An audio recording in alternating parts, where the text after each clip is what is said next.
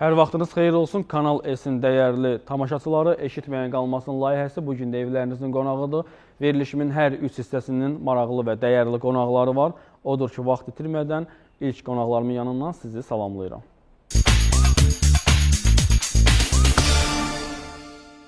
Bərabərlik və studiyamın dəyərli qonaqları var. Təqdim etmək istərdim. Belə ki, əməkdar məşqçi, Azərbaycan Savad Federasiyasının prezidenti Rafiq Əliyev bizimlə bərabərdir. Xoş gördük Rafiq bəy və Şahmat Məktəbinin direktoru Beyrək Bağırov bizimlə bərabərdir. Həmçinin Savad Federasiyasının deməli gənc idmançıları bizimlə bərabərdir. Uğur qazanmış idmançıları. Birazdan onlara da söz verəcəm və özlərini yaxından təqdim edəcəklər.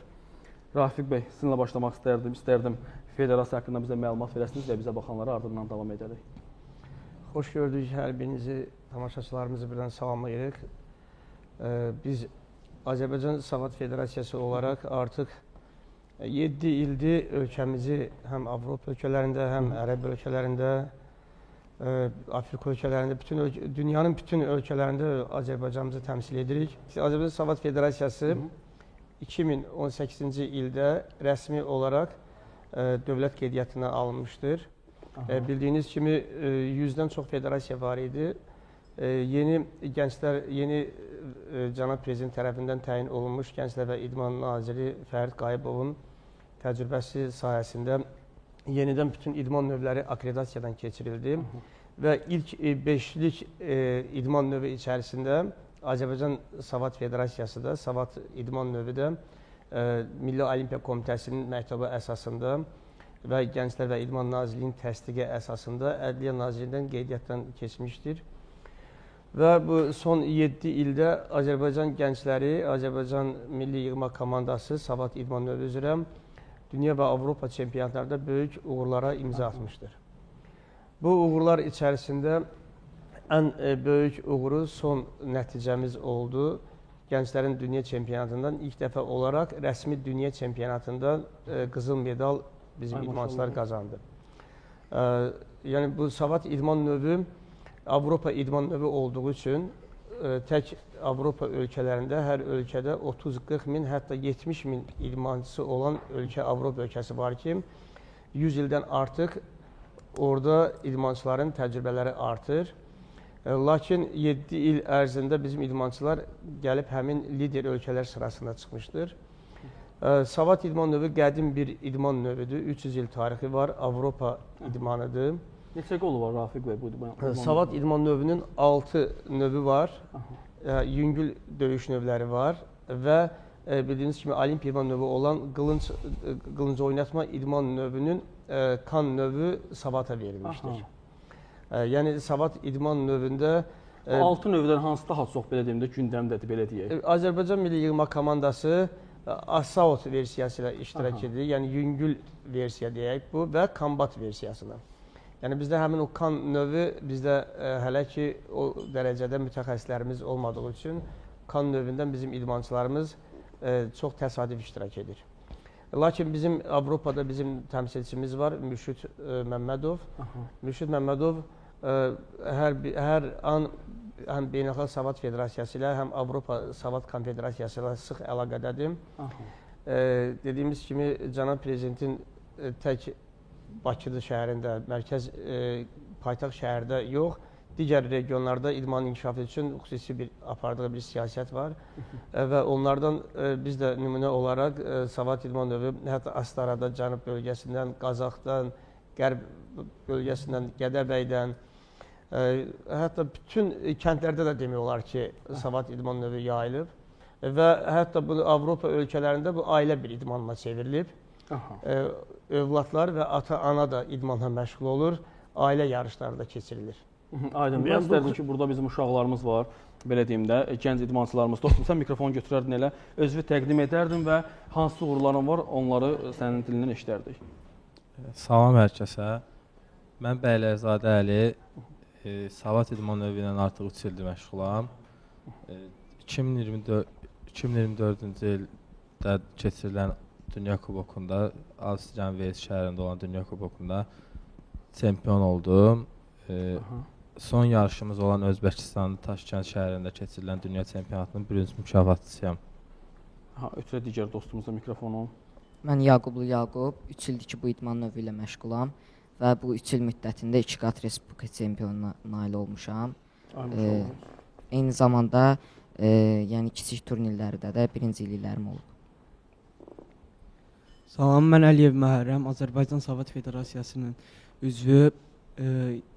2023-də Respublika üçüncüsü olmuşam, 2024-də Respublika birincisi olmuşam.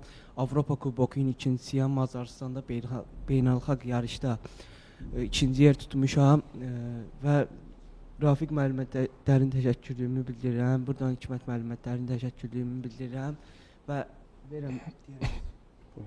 Hər birinizə salamlayıram. Hər birinizə təşəkkür edirəm ki, idmançıları belə işıqlandırırsınız, minnətdaram.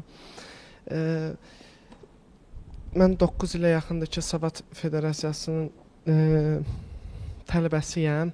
Mənim Dünya Kubokunun 2 qat mükafatçısıyam. Dünya çempionatında 3-cü yerə layiq görülmüşəm. Başda Rafiq müəllim olmaqla şəxsi məşqçim Həsən müəllim, Talih müəllim, Hikmət müəllim hər birilərinə minnətdarlığımı, təşəkkürlərimi bildirirəm. Çox sağ olun. Rafiq bəy, hansı yaşda uşaqlar artıq özləri bir müəllim kimi fəaliyyət göstərə bilərlər? Yoxsa o nəticələri lazımdır? Xeyr, 18 yaşdan keçirsə, artıq böyüklərə keçirsə, 18 yaşdan yuxarı olan idmançılarımız məşqçi köməkçisi kimi fəaliyyət göstərir və təcrübə toplayaraq gələcəkdə hansısa bir cəmiyyətdə, hansısa bir klubda məşqçi kimi fəaliyyət göstərə bilər. Beleş və sizinlə davam etmək istərdim. Böyüklər arasında keçirilən sonuncu Avropa çempionatı haqqında nə deyə bilərsiniz? Bu fikirlərinizi almaq istərdim. Siz də bir məşqçi olaraq fikirlərinizi bildirərdiniz. İlk öncə hər birinizi salamlayıram. Bizi izləyən tamaşaçıları salamlayıram. Mən Gədəbəy rayon Uşaq Sənətləri İdman Şamat məktəbinin direktoru, eyni zamanda Azərbaycan Savat Federasiyasının milli komandasının üzvü kişilər arasında. Onu deyə bilərəm ki, Savat idman növü Azərbaycanda belə deyək, son 7 ildə özünü nümayiş elətdirsə də, bu idman növü artıq demək olar ki, getdikcə gündən-günə populyarlaşır və mən Avropa çempionatında döyüşümdən onu deyə bilərəm ki, ilk döyüşüm Ukraynalı idmançı ilə düşdü və Ukrayna idmançılarla 3-0 hesabı ilə qalib gəldim və ikinci döyüşümdə Sloveniyalı idmançı ilə döyüşüm oldu və o idmançının da üzərində qələbə qazandım və üçüncü döyüşdə Fransalı rəqiblə düşdüm. Yəni bildiyiniz kimi bu idman növündə Fransada daha çox populyardır və burada 750-dən çox klublar məşğul olur və bu idman növünə daha üstünlük var onlarda.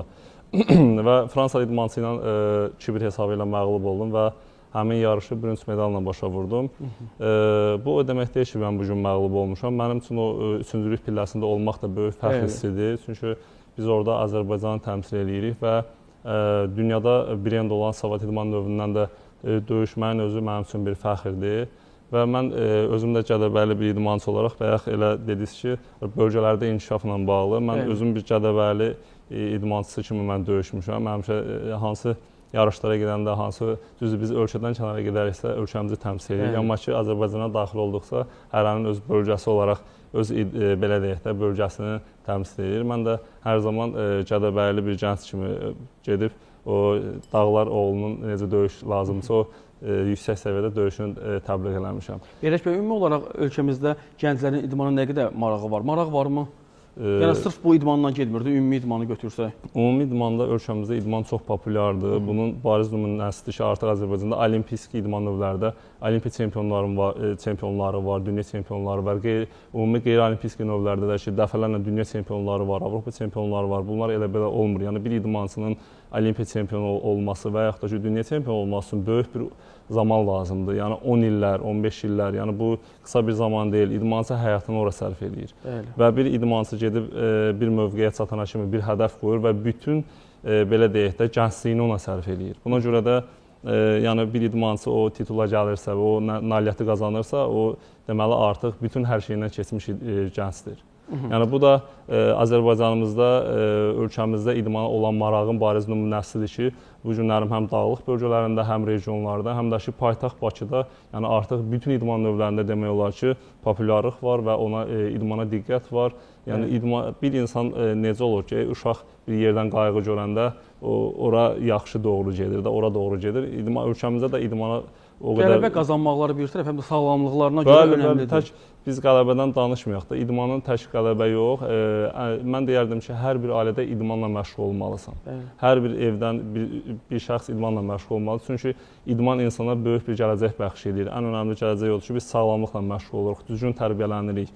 Və idmanın da özünün bir fəlsəfəsi var ki, idmançını orada düzgün formada yetişdirir. Məşqçilər, psixoloqlar, məşqçilər, idmançı ilə pedaqoqlar düzgün məşğul olurlar və onların böyük gələcəyi olur. Və o idmançıların kütlənin içindən də hər hansı bir idmançı nailiyyət verərsə, bu da nə gözəldir ki, ölkəmizi gedib yüksək səviyyədə təmsil etməlidirlər. Aydındır. Rafiq bəy, deməli qələbə qazanan kimi məğlubiyyət də olur da, belə deyim. O zaman uşaqlarla hansı danışıqlar aparırsınız ki, ruhdan düşməsinlər? Ümumi olaraq necə davranmaq lazımdır ki, uşaqlar ruhdan düşməsinlər? Bəli, Dünya Avropa çempionatlarına gələn hər bir ölkənin idmançısı, hər ölkənin bir nömrəli idmançısı gəlir. Yəni, o cümlədən bizdən də bir nömrəli idmançılar həmin yarışda iştirak edir. Baxır idmançının təcrübəsinə, yarış görməyinə, ildən ilə idmançıların yarış təcrübəsi artır və hər bir idmançının elə artıq dünya çempionatı iştirakı o qələbədir. Yəni, hər bir insan ora çıxıb iştirak eləməz, oranın bir həyəcanı var, o ringin öz xüsusi həyəcanları var. Ancaq ora çıxırıqsa Azərbaycanı təmsil edir. Bəli, Azərbaycan da 44 günlük vətən müharibəsində dünyaya göstərdi ki, biz kimik.